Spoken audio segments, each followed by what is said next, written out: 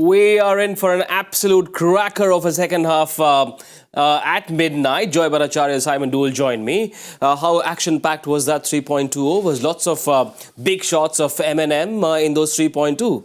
Absolutely. And, Muncy, we spoke about his reverse sweep, the reverse sweep demon. Demon. He pulled it out today. Absolutely. And I think that's the big over. Yep. That Adil Rashid over that went for 18 runs, I thought is a really, really crucial one. Yep. And after that, I think Adil came really well back in the 10th over, took off the pace of the ball, didn't allow him that that amount of speed to work with. But those 18 could be crucial. It's a pretty good sum. Now, in 10 overs, Scotland have managed 90, but the revised target as per DLS for England is going to be 109 in the 10 overs with a 3-over power play. Simon Doull, who has the advantage at the halfway mark? Oh, runs on the board, I think. 109, 110 to get to win. Yes, you've got 10 wickets in play. The first three are going to be crucial. If Scotland can pick up a wicket or two, keep that run rate down to that sort of 7-8 mark, and then push it up to, the 11, 12, 13 from that far out, it's going to be very, very tough for England. Someone's going to have to play an absolute blinder from here to get England home. The back end for Scotland, brilliant, that last 3.4. Absolutely. And to be fair, superb throughout. I don't think it's a really great surface. So if you look at where they're at after 10 overs, they probably should have put maybe 160, 170 on the board, which I would think would be very, very competitive. So I've got Scotland. I mean, England can chase it down, absolutely. They've got Scotland slightly ahead at the moment. 41 of 31 for Muncy, 45 of 30 for Michael Jones as well, who looks a bit like Kevin Pietersen, doesn't he? We saw him bat before the rain interval, and I thought I was watching old highlights of Kevin Pietersen batting, Joy. He's a good-looking player. He's really a good-looking player, and I think they both batted very sensibly. They both batted smartly. I mean, they took the risks that they needed to take, and the interesting thing is that given the total that you have, to chase this, the only advantage that England has is that the ball does look wet. So it's not going to be that easy for you to sort of hold on to the ball because the ball, there has been 2 hours, 2.5 hours of rain, which you're going to get some amount of that in the outfield. So that's the one disadvantage the Scottish bowlers will look at. But otherwise, a couple of early wickets and everything could change, One of the shots that showed that the Scottish are gutsy is the big six that Michael Jones hit off, I think it was of Chris Jordan, that went and hit the roof and broke a solar panel. Great shot.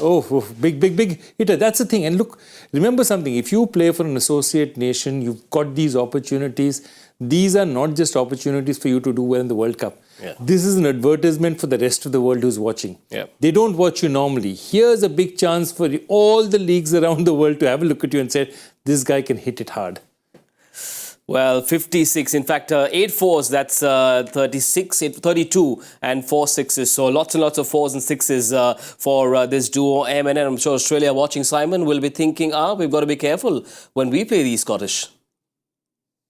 Yeah, well, as I said earlier, I think, any side that goes in against these teams ranked in that sort of 10 to 20 mark, you cannot go in with any complacency whatsoever. You know that they're playing a lot of cricket. They do play a lot of T20 cricket, and more often than not, those sides are playing T20 tri-series or T20 tournaments against other sides ranked in the same number. They do play an enormous amount of it, so it is their best format. And from a Scottish point of view, the two openers have been absolutely superb. I think it's just been a brilliant, brilliant performance, and they've given their side every possible opportunity. Buttler, Salt and Will Jacks are the three men that have got to do the job. But a quick look at the bowling. As we said, just 2 overs aside, and that meant that Jofra Archer and Mark Wood couldn't bowl because when the rain interval happened, they'd already bowled there too. So Adil Rashid had to bowl the 8th and the 10th. The 8th one went for 18 runs where they hit a couple of 6s of him, and then Chris Jordan bowled a decent second over as well. So there's not much that England could have done really with the resources they had, Joy. Exactly. I think they had optimized for having this being basically a 20-over game. Yes. So with 2 spinners to go, so they didn't have somebody else at the back end, somebody like a Jofra or a Mark Wood to really trouble the batters. And I think the other thing is that with the rain coming in, anyway, it's going to become more difficult for the spinners. So yes, this has caught the English at a disadvantage. But I still think the score is not that high. It all depends on Scotland, somebody like a Bradley Wheels, somebody taking early wickets. Because if they don't get early wickets, if they if they get it out in the first 2, 3, 4 overs, they go off without losing too much. After that, it's going to be a walk in the park. It's not Simon, going to be conditions shouldn't matter so much, right? When Butler and his partner come out to bat. Shouldn't matter too much. I expect Scotland to start with Mark Watt up front. While that ball is brand new and still relatively dry, give Mark Watt the best opportunities. He's used to bowling with that brand new ball, so I'd expect him to get things underway for Scotland. And you know, bowls those little swings a little bit like Akil Hussain from a West Indies point of view. Bowls a lot of in swingers with the brand new ball. Can turn the ball. Bowls that one off about 25 yards as well. Tries to unnerve the batsman at times like this. So I expect him to take the new ball, and then it'll rely on a little bit of pace off, maybe some cutters into the surface. Providing they can grip the ball, they've got every chance here, Scotland. Remember, it's a 3-over power play. So Bradley Curry, the left-arm pacer. There is Wheel as well, the right-arm pacer. And the big threat, the experienced left-arm orthodox bowler, Mark Watt, are the three names that have been talked about. But I suppose he'll go with Curry and Wheel, as Simon mentioned, in the power play. I think, no, absolutely. No, I think they're going to go with Mark Watt. Don't be surprised if Mark Watt bowls overs 1 and 3. Because he's their best bowler. He's got to be given, they're going to give him as much of a chance to go at the openers. Mark Watt against right-hand batters is a story that shall give Scotland a lot of hope from. But 109 to win in 10 overs at this stage, Scotland will fancy themselves. The rules for the power play game here, the guessing game, have changed a little bit. Remember, because it's a 3-over power play, the margin here is just 2 runs. Logically, if it was 6, it should be. If it was 6, it should be 5. Okay, 2 or 3. You could have chosen one or the other. Okay, fine. By the way, the covers are on again. I know, and that target might change once again. Might change once again. So, yeah, they need to get in 5 overs for this to be a game. They need to get in 5 overs of batting. Anyway, you, Simon. Yeah, it's just a shame. How much time have we got left available? What did we have? 2:50 was the sort of the cut-off time, so we're not at that yet. So there's still a little bit of time can be lost, I suppose, before we still have a 10-over contest. I think we've probably got about 20 minutes left. Well, the Crickbuzz app says it's gloomy again and it doesn't look promising. So, okay.